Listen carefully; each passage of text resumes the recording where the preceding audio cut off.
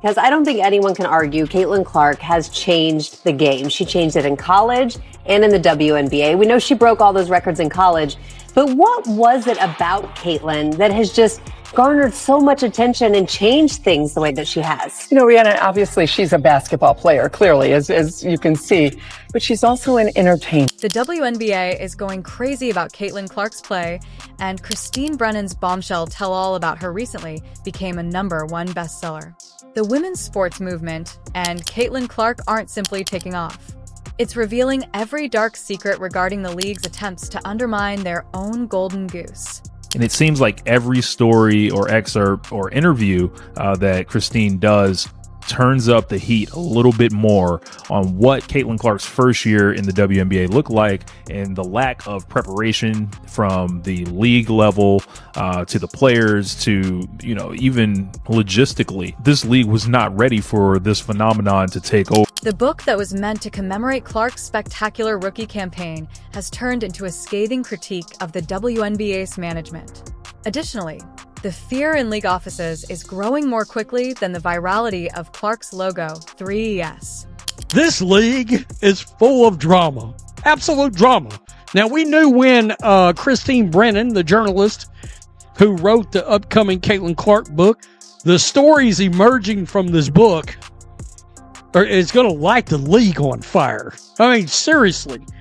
We got an altercation between Brennan and Dejanay Carrington. It doesn't even have to do with the eye gouge, which we know Dejanay flipped her wig off over. A seasoned sports journalist like Christine Brennan, who has published 7 books and covered 21 Olympic Games, deciding to write an unapproved biography on you is a sign that you have transcended athletics and become a cultural phenomenon. However, this is what's giving the WNBA execs the chills. This essay about Clark's basketball prowess isn't a filler. This in-depth expose details the league's glaring lack of preparation for its most significant franchise moment. Spoke with somebody from the W who she did not name, and she asked that person, do you know how big this is going to be? And that person responded, yeah, this should be the biggest thing since Maya Moore. Now, Maya Moore is an all-time great player. Maya Moore has never sniffed what Caitlin Clark has meant to the profile of women's basketball. And Christine Brennan was shocked that they would compare it to that. Something the WNBA has been frantically attempting to deny is demonstrated by the success of Brennan's book. Even when she isn't playing, Caitlin Clark is once again demonstrating her influence. Clark has a book published about her that immediately reaches the top of bestseller lists, while other athletes struggle to pack half-empty arenas. Basketball isn't the only topic here. This concerns cultural influence, celebrity power, and the unsettling reality that one player has surpassed an entire league in popularity. Caitlin Clark is way more important to the WNBA than Tiger Woods was to men's golf, even though he was huge. And to then see this negativity, like why? And what should have been done? I look seriously at the leadership of the WNBA. And how could you not be prepared for this moment? You've seen it happening in the Big Ten. You've seen it at Iowa. You see these TV ratings. And then... Does anyone else in the WNBA have a book on them that sells out nationally? No one is the response. And that's precisely the issue. The marketplace has made its decision with harsh clarity, despite the fact that senior players have been griping about Clark's fame and wondering if she merits the attention.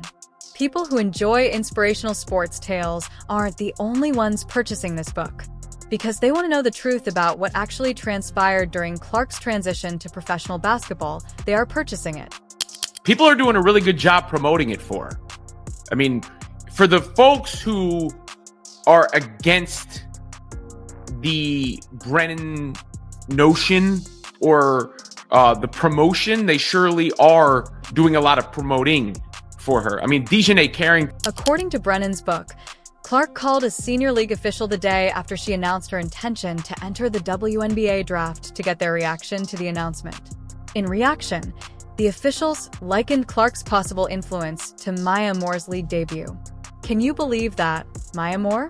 The league misinterpreted what they were getting, as evidenced by that comparison alone. Clark was more than just another gifted draft selection. She had already shattered every attendance record in college basketball history, making her a once-in-a-generation sensation. And this person said, well, this is probably the biggest thing that happened in the WNBA since Maya Moore. And Maya Moore is a great basketball player and deserved to have the kind of attention that Caitlin Clark is getting, but never got it. The notion that the WNBA wasn't ready for this, couldn't believe that this could happen, I think it set in motion so many of the issues and the conversations we've had about the jealousy and the concern that we see from some of the players, the cheap shot hits, Kennedy Carter last year and Marina Mabry this year, Dana, that it just was the sense that this incredible thing is happening to the WNBA and the league seems completely, utterly unprepared for it. Would you kindly subscribe if you're enjoying? Not all of the book's success is domestic. It is bringing Clark's global impact to the attention of a worldwide audience, about which the WNBA desperately wishes to control the narrative. To watch Clark play, fans are traveling by plane from Mexico, Hawaii, and other nations. Fans wearing Clark jerseys traveled from as far away as Hawaii and Mexico City to attend a recent Las Vegas Aces game, sharing how she inspired them to pursue women's basketball. "I flew from Hawaii just to see Caitlin Clark," a Hawaiian fan told reporters. "Although Caitlin and I started together, I believe she brought other players to light more." What's going on, y'all? This is Pierce on the court. This is GT. Look, I just met a real young fan right here who traveled over 852 miles in CCC. We go make sure to get this box checked off, all right? So y'all think locked in, all right? Let's get it. I love it. It is precisely this worldwide appeal that causes the WNBA to fret. They're coming to terms with the fact that Clark's fan base isn't limited to American basketball enthusiasts. Through her, a global community of individuals became aware of women's basketball. These supporters don't have any loyalty to the WNBA. They have faith in Clark.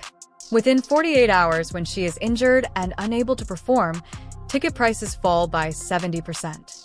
Games are rescheduled to bigger locations to accommodate the audience once she is well. Because of Clark, the Washington Mystics game versus the Fever was shifted from their 4,200-seat home facility to the 20,000-seat Capital One facility. In order to accommodate the hundreds of additional fans who came to watch Clark play A.A. Wilson, the Las Vegas Aces relocated their game up to T-Mobile Arena. These aren't just lovers of basketball. These are basketball aficionados who also happen to be Clark fans. We're going on vacation to Las Vegas, and we are going to go see Caitlin Clark at the Indiana Fever against the Aces. No way! Wait, we already have tickets. Really? Really? Thank you. Thank you. Caitlin Clark, once in a lifetime opportunity. Thank you, guys. While other WNBA players are vying for followers on social media and trying to gain media attention, Clark receives preferential treatment from big newspapers. This book wasn't simply published by Simon & Schuster subsidiary Scryer. They are marketing it as though it were a cultural phenomena. Numerous in-depth interviews and unique behind-the-scenes research that professional journalists typically do not have access to for unapproved biographies are included in the book. Because she understood the enormity of what was happening, Brennan persuaded her editor to allow her to cover Clark's debut WNBA season for 6 weeks in a row. All right, Black and White sports supporters, let's talk about Dejanay Carrington because she's angry. Dejanay's mad. That's right, she's mad about Christine Brennan's book and some of the stories that are emerging from said book. Now, what's interesting about what it is that Dejanay's saying here is you do realize there were witnesses to said story that came out. And if you actually pulled the journalist in the court, they're going to bring those witnesses in and be like, she walked in and this is exactly what happened. And the judge is going to look over at you and go, This wasn't your typical sporting task. This was real-time documentation of a cultural transition. The success of the book is all the more impressive given that Clark never had a one-on-one interview with Brennan. People who are desperate for frank commentary on the Clark phenomena are purchasing a book on an athlete who didn't even collaborate with the author. Due to its widespread exposure of the WNBA's ineptitude, the book's commercial success is shocking the organization. Reading about league politics isn't limited to basketball insiders. the public is now aware of how poorly the WNBA handled their greatest chance in club history. Books about athletes are not approved by publishers unless they are aware of the high level of public interest. Furthermore, the book's success as a bestseller indicates that Clark's appeal goes well beyond sports enthusiasts. Ended in Paris, came back, went to Indy, and I was with the Fever every step of the way. Wow. I got a chance to ask her 40 to 50 questions. Everything was, nothing was off limits.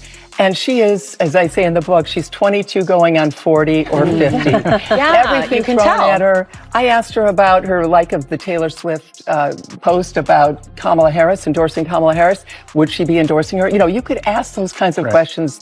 Most athletes, as you know, aren't happy when you ask those questions. She looks you in the eye. She gives you long answers. She's direct. She's also very, very funny. And everything was thrown at her. And she handled it in a beautiful way. I say this. The league's total inability to safeguard its biggest player is among the most damning findings in Brennan's book. The majority of our players have no concept what actual media exposure is, according to a WNBA executive who told Brennan that they simply don't get it.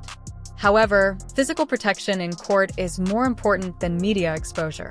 More egregious fouls have been committed against Clark than against any other player in the league, and the referees are constantly absent.